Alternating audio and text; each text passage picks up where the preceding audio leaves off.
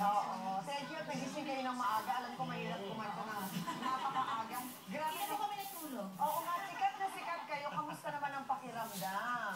Almira.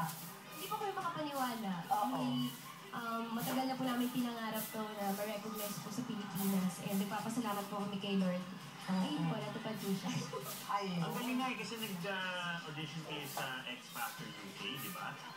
Pakikwento nga sa amin na yun, naisip nyo lang isang araw na magpunta kaya tayong UK. Hindi po. Sumali po kami nun sa Korea sa Superstar K6 at natalo po kami nun. Naging top 8 lang po kami. May UK fan na nag-comment sa video namin na, why can't you join? Come and join the X Factor UK. Hindi po kami naniwala kasi hindi kami resident doon. Sinend niya kami ng link na mag-send lang kayo ng video dito and then natanggap po. Oo, natanggap. Yun ang audition piece pala ninyo yung video. Yun po. At iba ang reception ng British crowd. Kung makita kayo,